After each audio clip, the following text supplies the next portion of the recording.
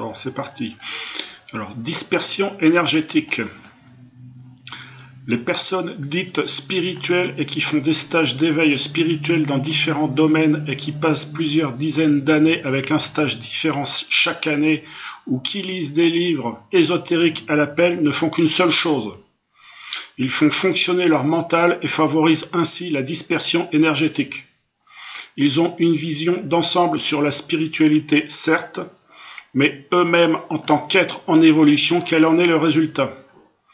On appelle ça les touristes de la spiritualité. Ça ne mène à rien de concret, c'est un leurre. Si tu fais ça, tu disperses tes énergies dans différents domaines. Il faut rester concentré sur un seul point de l'évolution si tu veux avoir du résultat concret pour que ton intensité vibratoire puisse augmenter, car seulement cela compte. En plus, la plupart du temps, tu oublies vite les informations obtenues dans un stage. De même, à la lecture d'un livre, et surtout si tu enchaînes tes lectures à l'appel, tu oublies vite les informations, même cruciales.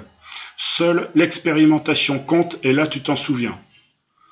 Mais aussi, tu peux écrire de tes lectures ou de tes stages, ce qui permettra de te relire souvent. Par exemple, un cas que j'ai connu il n'y a pas longtemps, si tu t'intéresses à vouloir faire des sorties hors du corps et ne fais que ça en stage et en lecture pour arriver à ce que ton esprit puisse quitter ton corps, tu vas peut-être y arriver, mais ce n'est pas évolutif de faire des sorties hors du corps. Énergétiquement, ça n'apporte rien. Personnellement, j'estime que ça ne sert pas à grand-chose. Ça sert juste à avoir des informations que tu ne peux pas avoir autrement. Mais pour ton évolution, ça sert strictement à rien. Tu ne construis pas ton système énergétique et vibratoire en faisant ces sorties, c'est donc une dispersion. Dispersion de l'esprit dans les problèmes humains comme la politique, entre autres. Laisse les humains se démerder avec leurs problèmes. Ne t'en occupe pas, ce n'est pas ton problème. Même si tu es dans un pays dictatorial, soit tu peux vivre avec en t'en foutant royal, soit tu ne peux pas et tu dois changer de pays. Il faut toujours adapter son environnement et son évolution, et se battre contre des moulins à vent ne sert à rien.